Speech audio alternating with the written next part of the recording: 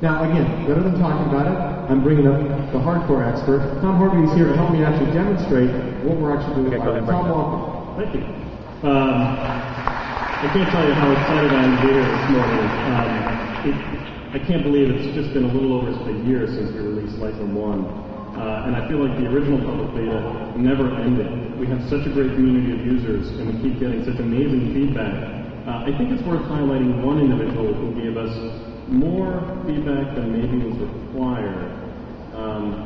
Scott Kelby had a blog post a while back where he proceeded to outline some of his wish list items, and a few other people joined in and added their wish list items. And I think this is going to be done scrolling around Stardate 836592-1. So we'll just let that go ahead and play in the back. Just so people know, this is the actual mail that Scott sent. It was how many pages was it? It was 48 printed pages. 48 printed pages of what Scott would like to see in the application. So, be careful when you ask him. You ask Scott's opinion. Okay, so what have we done with the Lightroom 2 beta? So we talked to customers, we figured out what they want to change and where they were experiencing difficulties. And one of the areas is managing images. We don't want to think about managing images, we want it to be just absolutely drop dead simple. So we've cleaned up the library experience to make it easier to locate, sort, and refine your images, as well as tag them with keywords. So here we've simplified the left-hand panel. We just have our folder view and our collection view. And I'm looking at my entire library of 917 images. You're right. And if I want to find an image in that collection, instead of hunting around in different panels, we've located all of our filter functionality at the top of the grid. So I'm going to hide the side panels, and let's go through these one at a time. If I want to search by text, I just click on the text item and type in my image. If I can spell. And I'll pull up the 81 images that are related that have the keyword Miami. I can alternately choose the refine option and see all the images that match a certain color label, star value, or flag value. Again, this was available in Lightroom 1, but what we've done is we've combined all the functionality in a single place to make it easier to find. I can add to that the ability to search or filter by metadata. So by default, you can see some fields that are available in your files, the date, the camera you use, the lens you use. We can also customize this by choosing any of the fields available here. Maybe I want to add shutter speed, and let's go ahead and add another column, and let's make that flash.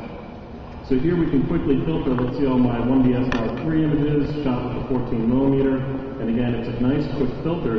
And once you have that filter set up the way you want, you can go to the upper right-hand corner and save that off as a preset. So what we've done here is simplify the finding experience, the ability to go ahead and look through your library and find images. What about applying keywords or metadata to your images? That's always kind of a chore for me, and I never really enjoy doing that. So we're going to try and make it as straightforward and easy as possible. So let's take a look at one image in my library here from China.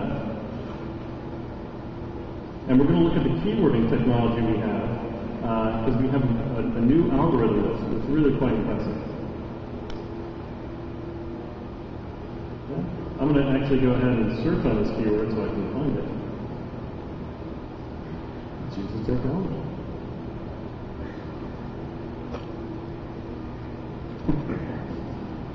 It's the unkeyworded images. That's the demo, of course.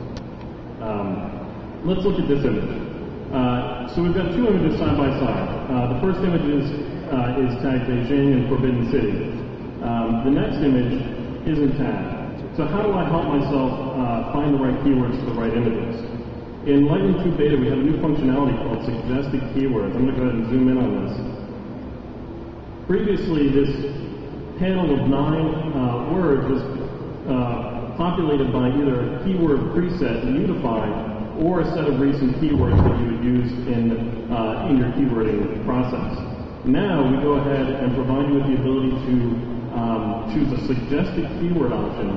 And what we do is we look at the image that you're highlighting, and we look at the keywords that are currently associated with it, and we try and figure out other keywords that you're likely to tag that image with.